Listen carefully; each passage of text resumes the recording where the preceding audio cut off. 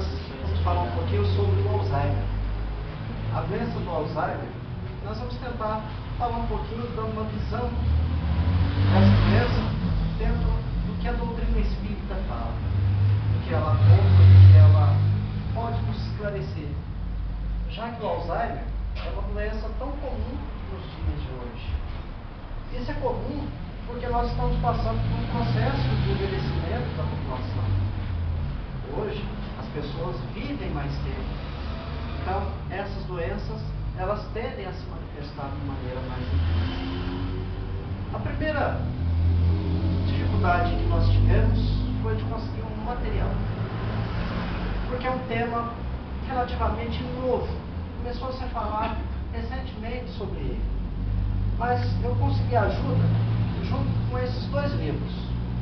Um deles é esse daqui, Doenças ou Transtornos Espirituais. É uma pergunta, né? Esse foi feito pela ANDE de Minas Gerais, Associação Médico Espírita Mineira, que tem a participação do Paulo Franco. É excelente. Ele traz uma visão médica e espírita ao mesmo tempo. A parte científica e a parte espiritual. Esse outro livro, Muito Além dos Neurônios, também é de um médico espírita. Ele é neurologista da cidade de Campinas, o nome dele é Dr. Facuri. Ele é muito respeitado nessa área e ele fala também sobre a visão médica e a visão espiritual. Bom, para falar sobre o Alzheimer, como na primeira palestra que nós fizemos sobre esse tema, normalmente quem faz sou eu e a Alice que fazemos. A Alice é minha filha de 16 anos, mas hoje nós vamos ter a participação da Maria Clara, minha outra filha, com quase 19 anos. Então, elas vão me ajudar. Maria Clara, tá só.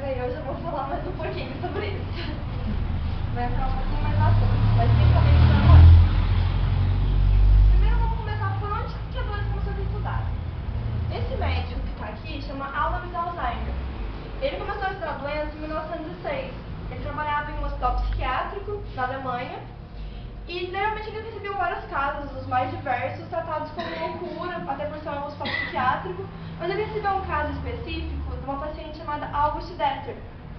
A Auguste internaram ela porque o marido dela falou que ela não cuidava de casa, que ela tinha alteração de humor muito severa e que ela falou pra ele todo momento que ele era infiel. Aí levaram ela pro hospício e internaram ela. Só que o Alois não enxergou nela que ela era noiva. Ele resolveu estudar um pouco mais a fundo. Aí ele acompanhou ela por 4 anos, fazendo o máximo de exame que tinha naquela época, por ser uma do século passado. Ele fez todos os exames que tinha e não descobriu muita coisa, infelizmente. Ele só descobriu que ela realmente tinha esse sintoma, mas ele não sabia o porquê. Até que ela faleceu. Quando ela faleceu, ele pensou, nossa, minha pesquisa está acabada, o que eu vou fazer agora? Só que ele lembrou que ele podia estudar a parte física do cérebro dela. Aí ele pediu autorização, tudo certinho, foi lá e começou a estudar. Aí ele percebeu que essa parte laranja mais escura, essa laranja mais escura aqui, que chama córtex cerebral, tinha uma atrofia muito grande, que ele tinha reduzido esse tamanho. E como isso reduz, esse córtex tem muita ligação de neurônio. Nossas informações estão passando a todo momento. Se eu pensei lá na minha casa, já vou ligar a minha mãe, já vou ligar as coisas que eu faço lá, essas informações passam muito rápido nessa parte.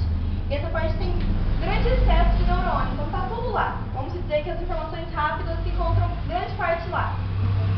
E como tinha uma atrofia, ele percebeu que poderia ser causado por isso, todos os comportamentos dela. Aí ele foi estudando, e ele também faleceu.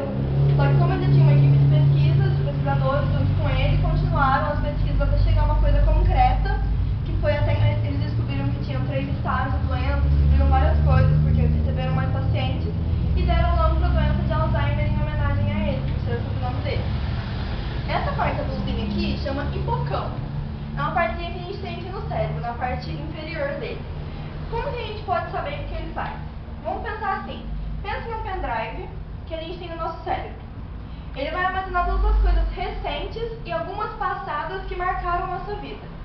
Às vezes eu estou pensando assim, eu lembro, nossa, eu lembro de mim na escola, de eu fazendo um desenho, tal desenho. É uma coisa que marcou a minha vida. Eu vou ter essa lembrança sempre comigo. E as coisas recentes, se eu acabei de sair lá de baixo de pé agora há pouco, se eu tranquei a porta, coisas assim, coisas recentes. Aí, eles foram estudando e descobriram realmente a atrofia. E estudaram outros idosos que não tinham. Aí eles descobriram isso aqui. Esse aqui é o cérebro de um idoso normal, e esse aqui é de um idoso com Alzheimer. Tem uma diferença bem grande do tamanho de um para o outro. Aí eles foram ligando os sintomas e foram descobrindo cada vez mais coisas. Eles descobriram os 3 estágios, que é o leve, a ligeira e a moderada. A moderada não, a grave. A ligeira, ela é confundida muitas vezes com os sintomas normais do dia a dia. Porque a ligeira tem sintomas de, eu esqueci que eu tranquei a porta, vou lá e vou conferir várias vezes. Fui lá conferir, voltei. Nossa, será que eu tranquei a porta? Vou lá de novo. E repete isso várias vezes. Às vezes esquecer se colocou o sal no arroz, se acabou de fazer tal coisa, mas não é por causa disso que todo mundo aqui tem Alzheimer. Isso acontece com muitas pessoas, por isso que é confundido com coisas do nosso dia a dia. A fase ligeira, ela é muito difícil de ser concretizada que a pessoa tem Alzheimer, porque realmente tem esse negócio de confundir com o dia a dia. Já a fase ligeira, a moderada, é a fase que mais tem sintoma, porque o organismo começa a entender que está passando por uma doença, então ele começa a mudar cada vez mais, ele vai tendo alteração de humor, vai deixando de reconhecer algumas pessoas não tão próximas, e vai tendo várias coisas. Já a fase grave, não são muitos idosos que chegam a ela, porque a doença começa a aparecer lá pelos 60 anos. Então, a partir disso, às vezes demora 30, 40 anos para evoluir, ou às vezes demora 5 meses para evoluir. Depende de organismo para organismo. Aí, como a fase grave, muitos não chegam até isso, é necessário ter um cuidador para estar sempre com ele lá, por ele já ser um pouco mais idoso e estar debilitado realmente pela fase grave. Agora, alguns sintomas. A fase inicial, eu vou falar só alguns especificados. Um dos motivos para a gente fazer essa palestra aqui hoje é que a minha avó paterna tem Alzheimer, a mãe do meu pai. E eu sempre tive interesse em estudar mais dessas doenças. Eu falo assim, nossa, por que será que isso está acontecendo isso com ela? Como que acontece isso com ela? Aí eu resolvi fazer o TCC na escola sobre isso e passei o tempo pro meu pai, pedi ajuda para ele. Vamos montar uma palestra sobre isso? Eu acho uma coisa interessante. Aí eu fui estudando, e eu vi que alguns sintomas que tinham aqui, eu conseguia ligar com os sintomas da minha avó. minha avó atualmente está mais ou menos entre o estágio 2 ao estágio 3, já está bem avançado. E ela começou a apresentar bem melhor os sintomas lá para 2012, 2013, mais ou menos. Então demorou um certo tempo para evoluir a doença. Aí na fase inicial, acontece aquilo mesmo que eu falei, lápis de memória recente, esquecer que acabou de fazer uma coisa, como no nosso dia a dia, esquecer de trancar a porta, coisas do dia. Dificuldade de fixar informações novas. Como meu pai disse, a minha irmã tem 19 anos, então ela está na época de fazer vestibular. Se ela chegasse pra minha avó atualmente e falasse assim, pô, passei no vestibular, então tô feliz e tal, ia passar 1, 2 dias e minha avó não ia saber mais. Se ela estivesse na primeira fase, ela ia esquecer, porque é uma coisa recente. Mas atualmente, quando minha avó está no estágio 2, pro estágio 3, ela já ia não lembrar 5 minutos depois daquilo, porque a perda de memória aumenta muito mais. Na fase intermediária, tem repetição infinita de informações. O que seriam essas informações? Algumas histórias, ou que ela criou, ou que o paciente sofreu no passado dele, não sei se ele sofreu, mas que ele passou no passado dele e que marcaram ele. A minha avó, ela conta várias historinhas pra gente, às vezes ela conta de 5 em 5 minutos essas historinhas. Às vezes são histórias que não aconteceram realmente, que ela inventou, às vezes histórias que aconteceram, mas tem uma coisa um pouco acrescentada, depende da variação. Na intermediária também tem a coisa da agressividade do estresse. A pessoa, às vezes, foi calma a vida inteira. Às vezes ela desenvolve o Alzheimer, ela fica um pouco mais agressiva verbalmente. Às vezes ela está tranquila conversando com você, quando vê ela já fica mais na dela, ela já não quer conversar mais, ela não quer demonstrar mais aquele sentimento que ela estava tendo antes. Mas tem também agressividade física. Mas não é porque uma pessoa foi calma a vida inteira que ela vai ter Alzheimer e vai sair batendo em todo mundo. Não é isso. Às vezes a pessoa foi um pouco mais agressiva durante a vida, às vezes tem alguns acessos de raiva, quando ela desenvolver Alzheimer vai continuar isso, às vezes até pior. Porque ela não vai conseguir se controlar mais, ela vai pensar que aquilo lá é um impulso forte que ela precisa reagir àquilo lá. Então ela vai ter cada vez mais disposição para fazer aquilo. Então na fase grave, a pessoa fica totalmente debilitada. Ela precisa de um acompanhante 24 horas com ela, porque ela não consegue mais ir até o banheiro sozinha, não consegue se alimentar sozinha, porque muitas vezes a glutição dela, que é o poder de engolir ou de falar, está prejudicada, porque o músculo está um pouquinho mais propenso a ficar durinho, vamos dizer. Aí às vezes precisa de alimentação por sonda, dificulta muito, e uma coisa que abala muito tanto o paciente quanto a família. Porque em ambas as fases ele pode ter dias de lucidez. Ele pode dormir no outro dia e acordar lúcido, sabendo de tudo que aconteceu na vida dele. São casos raros, mas que acontecem. Não é com todo mundo que vai acontecer, infelizmente, mas sim, acontece.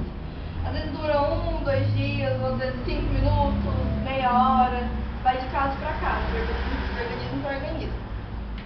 Aí na fase grave também tem o surgimento de feridas e infecções, porque como a pessoa já está mais parada, igual eu falei, que ela precisa de ajuda para ir ao banheiro, de ajuda até para sentar mesmo assim, o corpo dela fica propenso a cada partezinha que ela tem a talvez infeccionar, porque o organismo dela não está se mexendo tanto. Então os anticorpos dela vão estar cada vez mais parados naquilo lá. Aí agora eu queria mostrar pra vocês um videozinho de uma senhora que a gente achou. Ela tem Alzheimer, pelo que eu mais ou menos entendia, no estágio 2 a 3, que ela não se reconhece. Ela olha pra ela no celular e não se reconhece, e gravaram isso. Eu queria mostrar pra vocês terem uma noção de como que é uma pessoa com Alzheimer.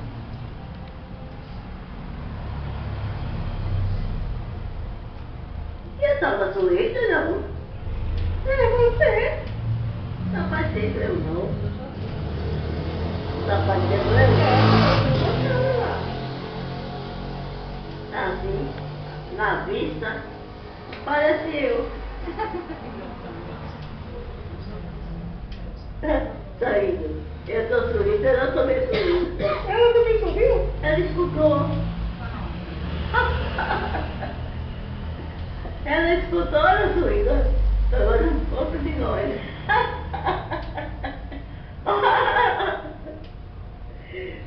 Tá fazendo pouco de nós, Lua? Não acredito. Não, você tá olhando pra mim. Pra você não. Pra mim que ela olha. Ó. O que você quer? Vai. O que você quer? Você é bonitinha. Tá? Você é bonita. É. Quando é que ela era bonita, ela foi. Com esse vídeo a gente pode perceber que muitas vezes o paciente com Alzheimer, ele volta a ser como se fosse uma criança, que às vezes ele encara tudo como uma brincadeira, tenta levar aquilo com uma certa alegria. Então, quanto mais amor a gente puder dar ou tentar transmitir para esse paciente, é muito melhor para ele, porque ele vai ficar um pouco mais livre, vai continuar sendo a pessoa que ele sempre foi. Aí agora, como vocês já estão entendendo mais ou menos de como funciona a doença, a gente vai entrar com a parte espírita. Só que aí não é a gente, agora é meu pai.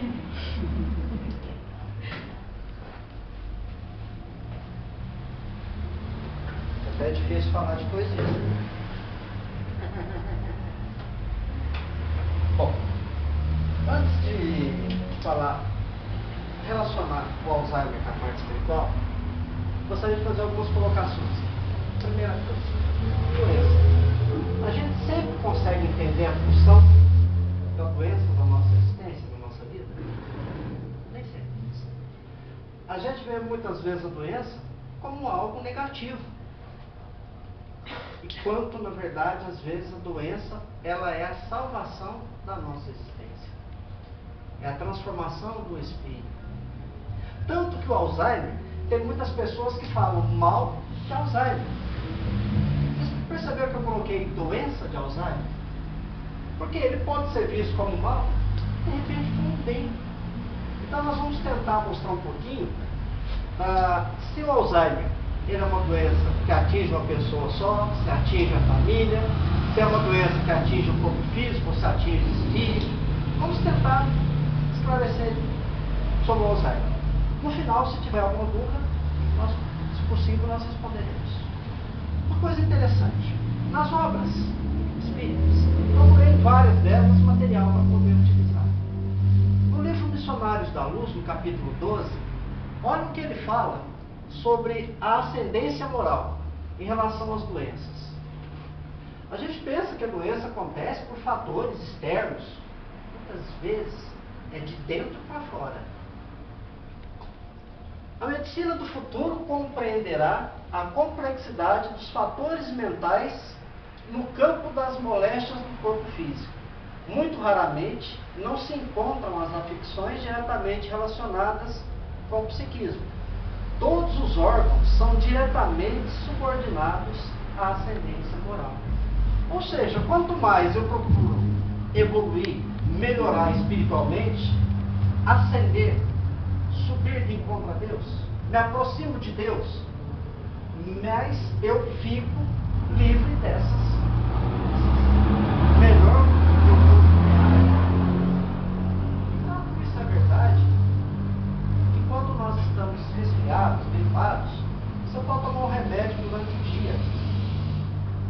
Mas às vezes você vai ter uma melhora quando você dorme. Ah, é porque você dormiu? Não, porque o espírito passou a classe do teu corpo físico. Então a ascendência moral, ela nos garante o estado de saúde. Lei de causa e efeito das enfermidades. Nesse livro, Doenças, tem um capítulo que fala sobre as psicoses. Muito interessante por sinal. O Dr. Jaider Rodrigues, ele faz o seguinte comentário. Ensina a doutrina espírita que as enfermidades são frutos das ações inadequadas do ser diante da vida. São infrações reiteradas dos códigos da lei divina, que rege toda a ação humana, com danos severos para si ou para outro. Ou seja, toda vez que eu infrinjo uma lei natural, uma lei de Deus, vai ter uma consequência. Nós vamos ter um prejuízo por isso. Agora, no livro No Mundo Maior, psicografia de Chico Xavier, escrito por André Luiz. Quase podemos afirmar que 90 em 100 dos casos de loucura, excetuados aqueles que se originam da incursão microbiana sobre a matéria cinzenta, começam nas consequências das faltas graves que praticamos, com a impaciência ou com a tristeza. Isto é, por intermédio de atitudes mentais que imprimem deploráveis reflexos ao caminho daqueles que as acolhem e alimentam. Essas duas palavras aqui, ó, impaciência e tristeza. Vocês já perceberam tanto que a gente é impaciente hoje em dia? Ansioso. Muito demais. Principalmente com o celular na mão. Nossa Senhora. Você manda uma mensagem, você quer receber a resposta dela em 10 segundos. E olha que muitos de nós éramos daquela época do telefone que você tinha que discar ele todo assim. Demorava um tempão, na hora que você acabava de fazer a ligação, estava ocupado. Todo o processo de novo. Agora hoje a gente manda uma mensagem, você quer a resposta em 10 segundos. O jovem, ou mesmo adulto, faz a selfie. Vou publicar agora no meu Instagram. De 5 em 5 segundos ele olha lá para ver quem curtiu. Ele desperta a ansiedade. Então olha só para vocês verem como que a impaciência ela causa isso. E se ele não tem curtidas então? Muitas vezes eu falo, nossa, mas ninguém que nós acolhemos isso e alimentamos. Então, processo infeccioso muitas vezes tem uma ação direta com aquilo que nós pensamos. Agora essa informação aqui eu achei espetacular. Do livro Evolução em Dois Mundos, na segunda parte, capítulo 20, fala sobre a invasão microbiana. Psicografia do Chico André Luiz. Amparo aos outros cria amparo a nós próprios. Motivo porque os princípios de Jesus, desterrando de nós animalidade e orgulho, vaidade e cobiça, e crueldade e avareza, exortando-nos à simplicidade e humildade, à fraternidade sem limites e ao perdão incondicional, estabelecem, quando observados, a imunologia perfeita em nossa vida interior, fortalecendo-nos o poder da mente na autodefensiva, contra todos os elementos destruidores e degradantes que nos cercam, e articulando-nos as possibilidades imprescindíveis à evolução para a vida. Ou seja, você quer ter um sistema imunológico bom? Faça o bem. Pratique o bem. Nesse livro aqui, Muito Além dos Neurônios, Dr. Nubor Fakuri, ele fala o seguinte: o pensamento é onda eletromagnética e partícula. Eu tive que reler umas 3 vezes para conseguir compreender. O que ele quis dizer com isso? Vou tentar dar um exemplo para facilitar o entendimento. Eu moro em Gospé. A minha mãe mora em São Sebastião do Paraíso, 76 quilômetros. Então, para ver minha mãe, eu tenho que ir visitar, porque ela agora não está saindo mais de casa. Porque quando ela sai de casa, muda a rotina e complica muito, muito. Então, não é sempre que eu posso ir. Então, por exemplo, à noite. Quem mora com a minha mãe é minha irmã. Então, eu vou fazer uma oração toda noite para minha mãe e para minha irmã que cuida dela. Quando eu faço essa oração, é uma onda eletromagnética, vai até as 2. Mas essa onda eletromagnética é igual um sinal do celular. Ele foi, chegou até lá.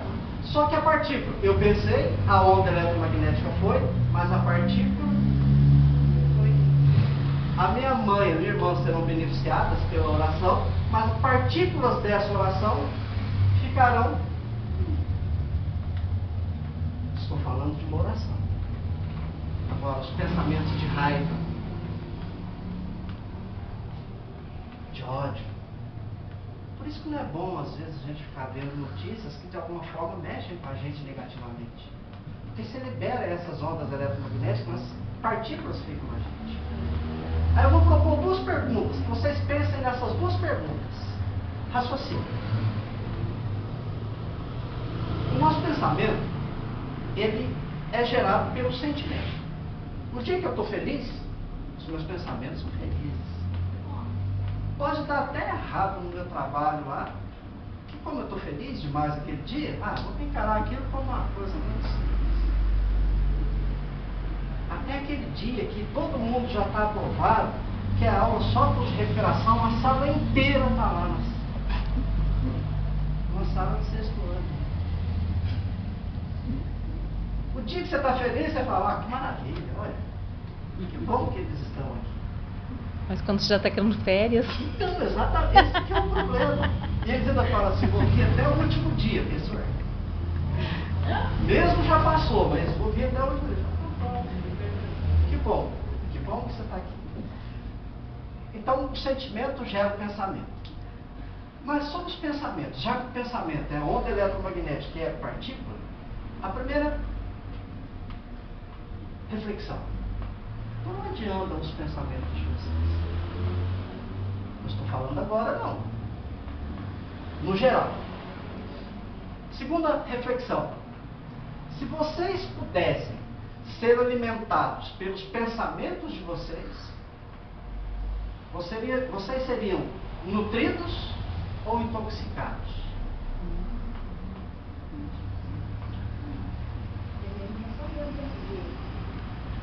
É algo que a gente tem que começar a refletir sobre isso. Então, se eu vou ser nutrido, eu pensei no bem, estou sendo nutrido. Se eu pensei em coisas desagradáveis, estou sendo intoxicado. E a intoxicação nos leva a... Ok? Muito bem. Agora nós vamos mudar um pouquinho o foco, já para o Alzheimer. Eu quero compartilhar com vocês esse vídeo. Muitos grupos de WhatsApp mandaram ele. Ele vai ser apenas o primeiro. São 3 vídeos com essa dupla que aparece aqui. É uma lição para todos nós.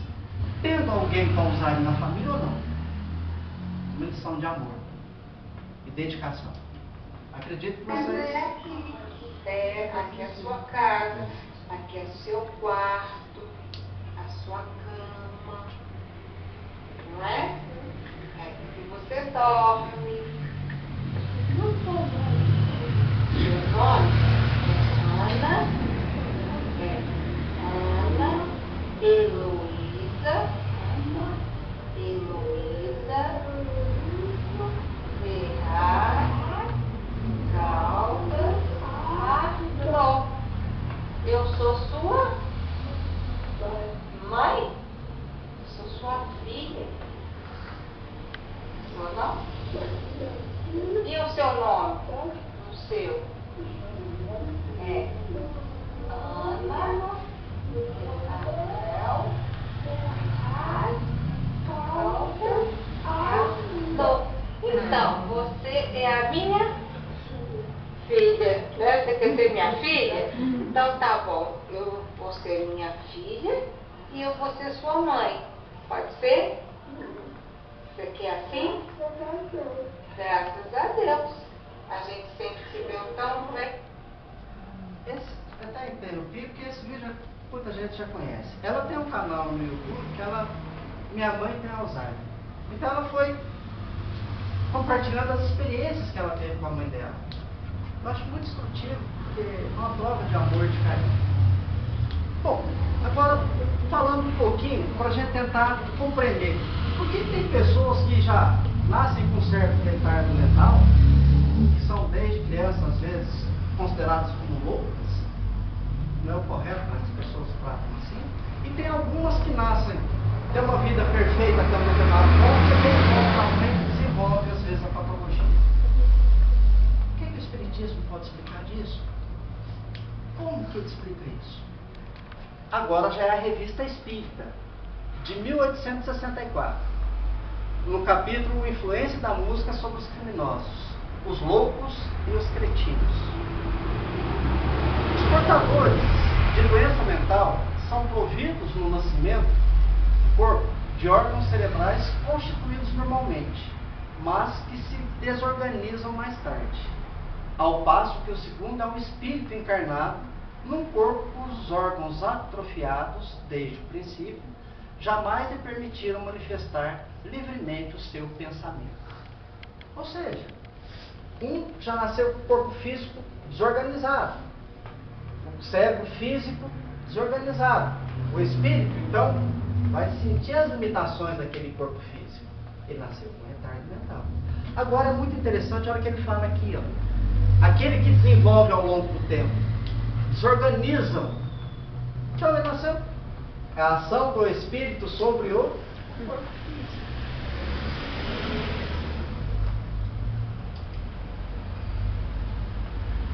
minha mãe tem Alzheimer. Ela, por exemplo, eu tenho um primo que é afilhado dela. Quando ele vai visitar, ela não conhece ele mais. Tem uma outra situação que eu tenho um tio que ficou viúvo. Quando meu tio vai visitar minha mãe, ela sempre pergunta pela esposa dele e fala para ele levar ela lá. Então, é mesmo que se fala para ela, não, ela já morreu, já faleceu. 5 minutos depois ela fala a mesma coisa. Então, eu tinha a seguinte dúvida. A gente sabe que quando nós dormimos, o corpo físico está descansando. O espírito, ele aproveita esse momento de liberdade e vai trabalhar, vai estudar, vai fazer as coisas afins. Mas e o espírito da minha mãe? Se ela, quando acordada, ela não consegue reconhecer as pessoas, e quando dorme, esse espírito também, será que tem essa confusão mental? A resposta para isso, o que acontece com ela quando ela dorme, encontrei na revista Espírita de 1861, O Espírito Batedor de Alma. Essa parte aí conta de um jovem que ele tinha 16 anos. Ele nasceu com retardo mental. Naquela época eles chamavam de idiota. Tá? A idiotia é um grau de retardo mental. Então, nesse caso, a partir dos 12 anos, ele começou a sofrer um processo de obsessão. Só que ao mesmo tempo, a partir dessa idade, quando ele dormia, ele se tornou sonâmbulo. E quando o corpo físico dormia, ele, no estado de sonambulismo, ele começava a ter um comportamento totalmente diferente do que ele tinha quando acordava. Ele já não era mais aquele espírito que não sabia ler nem escrever, aquele tinha um retardo mental. Ele se portava como um general. Ele dava ordens, comandos, como se estivesse comandando uma batalha. Inclusive para o espírito que obsidiava. Ele ordenava para ele. Então ele dava ordens. Ele ficava-se ali, porque ele, enquanto dormia, a capacidade dele era totalmente diferente. Olha o que Kardec nos diz. A observação vem confirmar essa explicação. Durante o sono, o menino mostra uma inteligência incontestavelmente superior ao do seu estado normal, o que prova um desenvolvimento anterior, mas reduzido ao estado latente sobre esse envoltório grosseiro. É só nos momentos de emancipação da alma, nos quais não sofre tanto a influência da matéria, que sua inteligência se expande, e no qual também exerce uma espécie de autoridade sobre os seres subjugos. Mas, quando retorna ao estado de vigília, suas faculdades se aniquilam sobre o envoltório material que as comprime. Não está aí o ensino moral prático ou tático. Então, todo paciente de Alzheimer, quando ele dorme, o corpo físico dorme, o espírito dele tem lembra de tudo, inclusive que ele está passando por aquele processo. Não teria motivo, né? Mesmo quando ele dormisse, o espírito dele ficar lá. Imagina ele vagando pelo plano espiritual sem saber nem quem que é. Mas, no livro dos Espíritos, na questão 374, é uma pergunta sobre a idiotia. A idiotia é o grau avançado de atraso mental. O idiota, no estado de espírito, tem consciência do seu estado mental? Resposta: sim, muito frequentemente. Compreende-se que as cadeias que embaraçam o seu desenvolvimento são uma prova e uma expiação. Duas palavras importantes para nós. Compreendemos o Alzheimer. O Alzheimer, ele pode ser uma prova ou uma expiação. Ou as duas coisas ao mesmo tempo. Às vezes é expiação para quem está passando pela doença e uma prova para quem está cuidando. Nunca é isolada, nunca é sozinha. Mas uma coisa nós devemos sempre ver. O Espírito pediu para passar por aqui. Eu usando o exemplo da minha mãe e da minha irmã. Para minha irmã, todo dia é uma provação. Ela tem que provar a sua paciência, o seu amor, a sua dedicação. Porque no meu caso, como filho, eu vou lá. Tem vezes que não dá para ir toda semana, às vezes eu vou uma vez por mês, 2 vezes por mês. É fácil. fácil. Vou lá visitar, minha mãe repetindo a mesma história toda. É fácil. É 1, 2 dias no máximo. Para minha irmã que fica lá todos os dias, não é fácil. Então é uma provação. Pode ser que numa outra existência, as duas, por algum motivo, não tinham afinidade. E agora é uma forma, talvez, de reatar esses laços. É uma hipótese. Né? Então, prova e expiação. Na questão 377, o que acontece? Né? Após a morte, o espírito recente da perturbação de suas faculdades, o paciente de Alzheimer, quando ele desencarnar, esse espírito vai ficar no plano espiritual lá também com esses sintomas? A resposta aqui, mais uma vez, para comprovar o que nós estamos dizendo. Ele pode ressentir-se durante algum tempo, até que esteja completamente desligado da matéria, como o homem que, ao acordar, se ressente por algum tempo da perturbação em que o sono o mergulhara. Acho que agora está começando a ficar um pouco mais claro. É uma doença do corpo físico, não do espírito. Bem? É físico. Tem influência do espírito? Sim, sem dúvida. Gostaria de mostrar o segundo vídeo da nossa dupla que tanto nos ensina.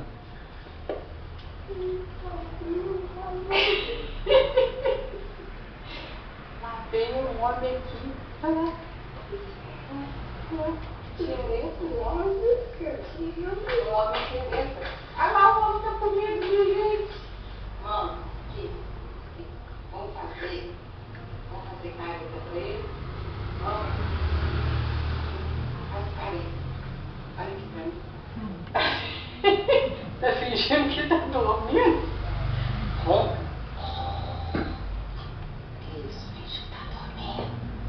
Isso. Ela tá dormindo, né? Não tem paciência, não. Né, mãe? Fazer careta. Ai, eu tô morrendo pra careta. Ele ficou com medo da nossa careta.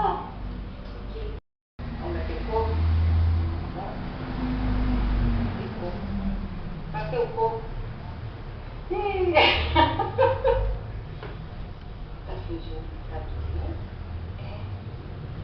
Para dormir. Ih, ela dormiu, né? Dormiu. Ah, vambora, tá dormindo. Ela tá dormindo. Acordou.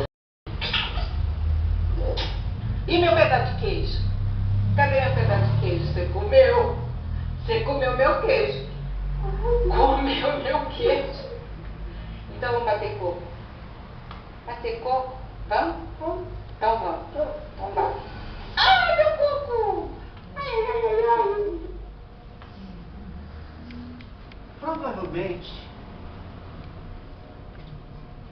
ela não vai lembrar das palavras que são ditas, mas o sentimento vai ficar gravado no espírito que está passando pelo Alzheimer. Por isso que aquele cuidador do Alzheimer tem que demonstrar carinho, amor. A minha mãe, quando nós chegamos lá, ela tem uma historinha que ela conta ela toda vez. E tem dia que ela conta a cada 5 minutos. Aí as minhas filhas, ela sempre, quando conta, a gente faz de conta que é a primeira vez que ela está contando. A reação é a mesma sempre. Tem vezes que ela altera um pouco a história, coloca coisas, elementos a mais, elementos a menos, mas ela sempre conta. Mas, acho que é importante você mostrar para ela o sentimento. Que você está ali junto, que você está próximo. É o que ela necessita. Uma questão do livro dos Espíritos. Nossa, mas se é uma prova tão assim, por que passar por uma prova dessa? Não seria mais fácil a gente pedir uma prova mais tranquila, mais fácil de passar? Questão 266. Não parece natural que se escolham as provas menos dolorosas? Olha o espírito preguiçoso aqui, né? Cessa toda a ilusão e outra passa a ser a sua maneira de pensar.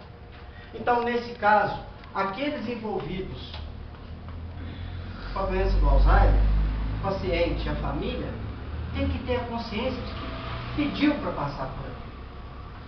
Ninguém é inocente nisso. Deus apenas atendeu a um pedido. Aí nós temos alguns fatores que podem desencadear o Alzheimer. As pesquisas, elas falam que tem um fator genético?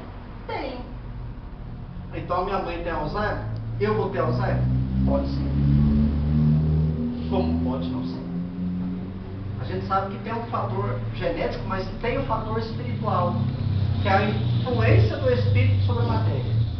Uma das pesquisas revela que as pessoas que mais são propensas ao Alzheimer são as pessoas com pouco grau de instrução, que exercitam pouco o cérebro.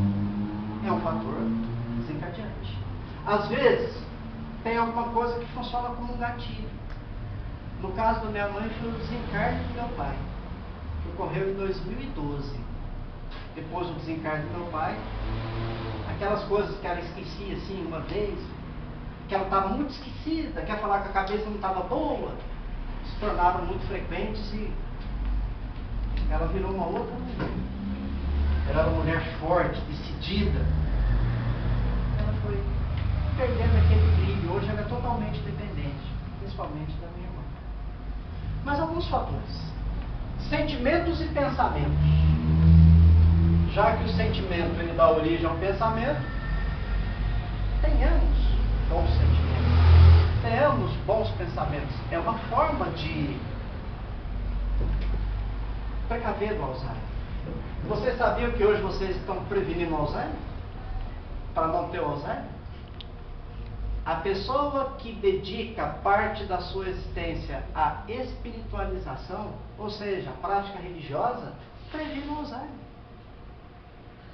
Então hoje nós estamos exercitar o pensamento, a mente, tudo isso é uma maneira.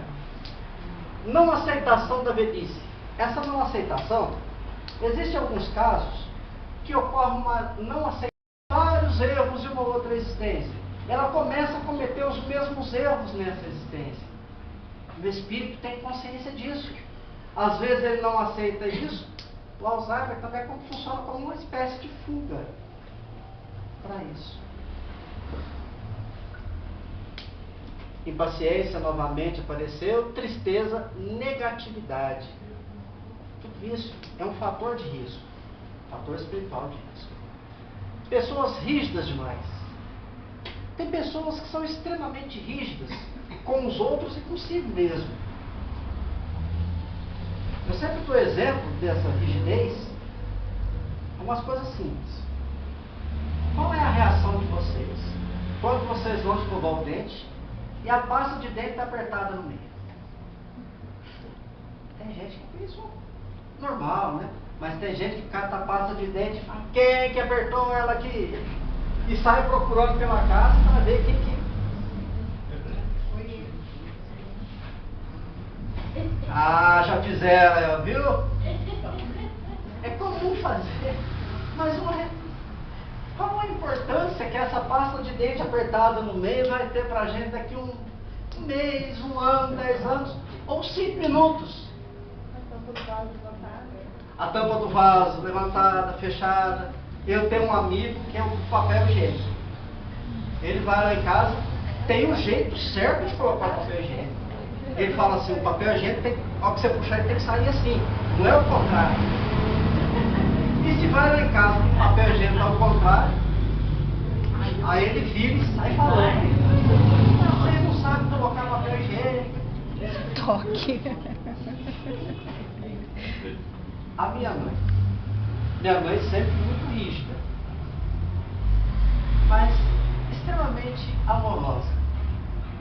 A minha mãe, eu digo assim que a minha mãe e meu pai, dois espíritos tiveram pouca instrução, mas católicos. Meu pai, se falasse que alguma coisa levasse para ele, falasse, aqui é uma água fluidificada que eu trouxe lá do céu, ele não brincava. Ele pegava assim, obrigado, pode deixar que depois eu tomo. Mas ele não falava assim que não ia beber não, mas ele pegava, esperavam ir embora, falavam, nossa, não é isso não. Mas era um dos maiores, assim, espíritas que eu já vi. Só que eu não sabia quem ele era. Minha mãe, muito rígida, mas eles dois extremamente amorosos. Eles permitiram que 11 espíritos reencarnassem na Terra. Graças a Deus, porque eu sou o 11º. Vocês imaginam se eles resolvem falar no 10º? Estava no plano espiritual até hoje, não estava aqui. A gente também, viu? Viu? Percebe? Então, minha mãe muito rígida. 9 homens, 2 mulheres. Imagina, coitadas mulheres. Os candidatos a cunhado, então, sofriam. Teve vez, quando nós éramos quase todos solteiros, de às vezes a porta da sala ficar destrancada, o vento bater, a porta abrir. Não subia nada de dentro de casa. Mas também eles entravam, 3 homens dormindo no quarto, 3 dormindo no outro. Parecia quartel. Mas minha mãe, meu pai, não lembro de ter apanhado meu pai, acho que uma vez só, mas da minha mãe. E os irmãos mais velhos iam lá, tentavam e seguravam a gente para ela bater. Mas algumas coisas assim que ela era rígida. Então às vezes a gente estava jogando bola. Tudo craque, né? Aquele pé torto para lá, né? Aí chegava lá, essa bola vocês vão chutar, vai derrubar a planta minha aí. Nunca vi gostar de planta, querida. Não vai não. Ah, eu tô sabendo. Parece que ela tinha mediunidade de premonição. Ela saía, não dava 5 minutos, um pé torto lá, chutava, a bola batia. Ela podia estar a 2 km de distância que ela escutava um vaso cair. Vocês derrubaram a planta? Não, estava lá correndo, foi de novo, mas já vinha ela. Só que ela vinha com a mão para trás, assim. Eu não vou bater nessa. Só que a gente olhava um pé com chinelo, outro sem. Então a desculpa dela não colava muito. Aí a hora que ela via, a hora que a gente via que ela ia bater, a gente ameaçava com ela, se correr vocês vão apanhar mais. Agora vocês pensem numa pessoa teimosa. Eu tinha um irmão, ele mora em Campinas hoje. Teimoso daquele jeito. Às vezes ela pegava assim na orelha dele e começava a puxar.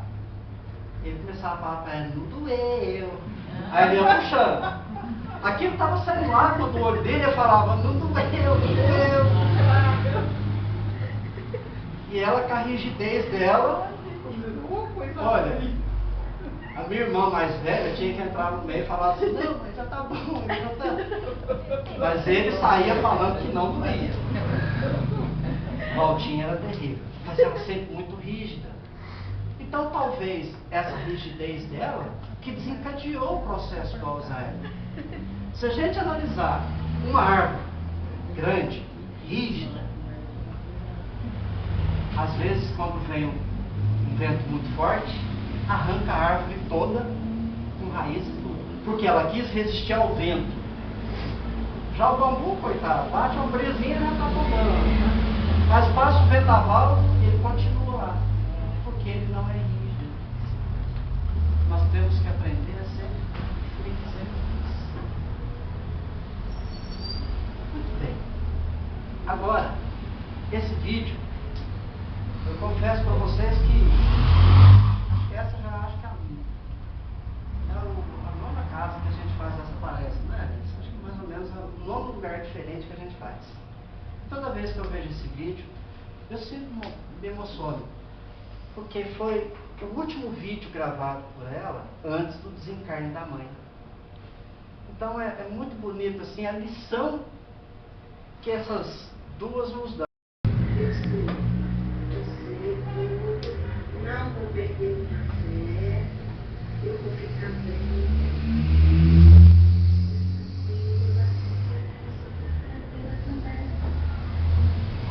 Viu? Não tem a solução. Não é? Então, você já fez a sua, agora eu vou terminar a minha. Tá certo? Não precisa ficar preocupado, tá?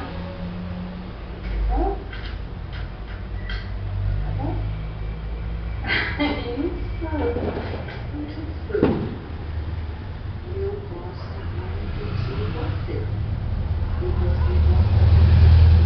Não é isso?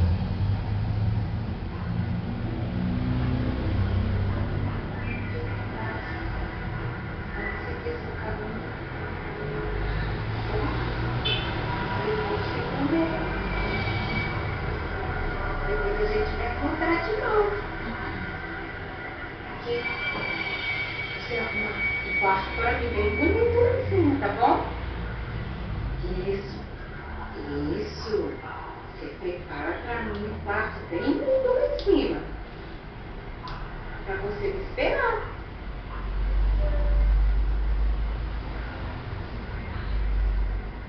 Não fica aflita pra falar não, porque eu já fiz tudo que você vai falar pra mim. Viu? Você já falou tudo. Tudo você já falou. Mãozinha querida, do meu? Foi. É isso. Com certa paz. Descansa bem. Ó Jesus, amado Salvador. Deus te provê de confiança e calma e te dará o que te prometeu.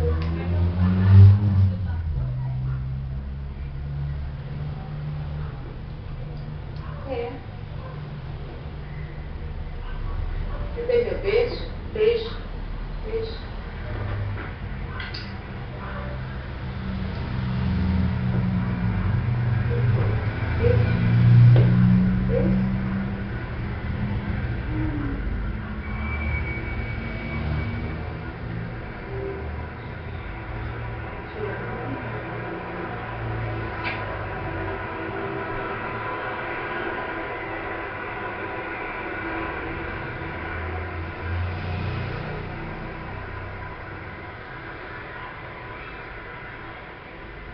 Sabe por que eu tô feliz?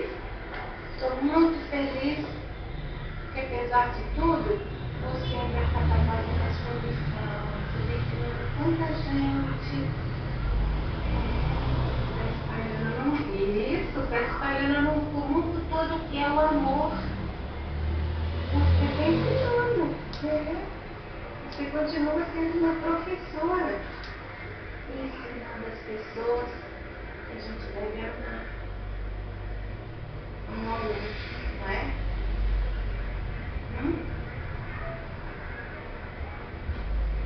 O sentimento delas é um sentimento de amor, de dedicação, de respeito. Nós possamos aproveitar e levar nossos pensamentos a todas aquelas famílias que têm um doente de Alzheimer, que passam por essa situação. E se nós tivermos a nossa família, nós possamos compreender que isso é passageiro, que apenas faz parte da nossa evolução, do nosso crescimento espiritual. E inspirados por um amor tão bonito, nós vamos encerrar a nossa fala hoje. Gostaria de agradecer a todos pela recepção. Meninas, venham aqui agora. A gente gostaria de ver se tem alguém, se tem alguma dúvida que gostaria de perguntar. Eu queria indicar uma música pra vocês. Saiu, acho que faz 1 ou 2 semanas, de um neto que compôs uma música pro avô com Alzheimer. E o avô decorou a música dele, de tanto que ele cantava pra ele. Ele publicou essa música recentemente.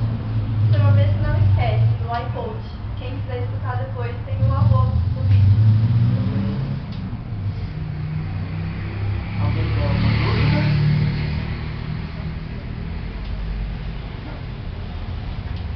Então,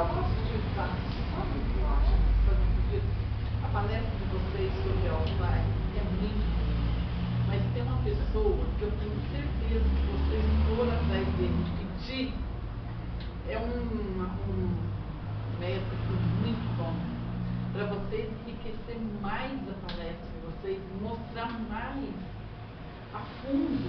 que é o Alzheimer, o Dr. Jorge Conturbano. Vamos até ele, pede para ele. Eu tenho certeza que ele vai ajudar muito vocês a mostrar mais, a aprofundar mais o conhecimento, porque não existe. Eu falo que eu trabalhei com ele há 30 anos no hospital, não tudo isso, porque ele veio menos tempo aqui. O tempo todo que eu trabalhei com ele, é um dos médicos que estuda muito o Alzheimer. Ele vai muito. Poderia indicar o Dr. Rock, mas o Dr. Rock não tem condições. Seria um modo off para vocês. Não existe alguém que entende mais de Alzheimer igual ele. Só que, infelizmente, ele está com mal de Alzheimer. Não tem como ajudar vocês. Então, é o que eu deixo para vocês. Se vocês puderem ir até ele, pode falar que foi a fera da pediatria que indicou vocês. Dr. Jorge Conturbano. Trabalhei com ele muito tempo. Ele é um médico muito bom para enriquecer a palestra de vocês, porque é uma palestra muito boa, muito boa. Falo isso como pessoa que trabalhou muito tempo na área da saúde. Vocês vão enriquecer vai servir para muita gente de coração duro, que vocês sabem que tem. É uma palestra maravilhosa, vocês estão de parabéns. Só enriquece mais pelo conhecimento que ele tem. E tenho certeza que ele vai ajudar vocês a mostrar mais o que vocês, mais fundo que vocês vieram. Vocês vão adorar. Procurem por ele. Ele vai ajudar muito vocês. Ele tem muitos livros que vão ajudar vocês a um conhecimento grande sobre o mal de Alzheimer.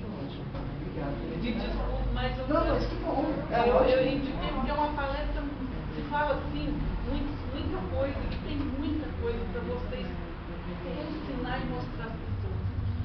Quem sabe a gente faz o Alzheimer 2 aí. Com certeza, eu acho que vai ser de um enriquecimento para vocês muito grande, porque vocês têm muita vontade, e é um tema muito bom, muito, vocês estão de parabéns. Pelo pouco conhecimento que eu tenho, acho que vocês estão no caminho certo. Vai ajudar muito. Depois eu vou pegar por escrito e... Bom, pessoal, então, muito obrigado a todos. Não só por me receber, mas principalmente por receber minhas filhas que estão começando a ajudar, a participar. Eu acho que daqui a algum tempo eu vou ser só o motorista. Eu vou ser só o motorista, eu vou conduzir para levar. Mas, quem sabe, no futuro será assim, mas vai ser prazeroso demais poder fazer isso. Bom, gente, muito obrigado pela acolhida, muito obrigado pela oportunidade. E que Jesus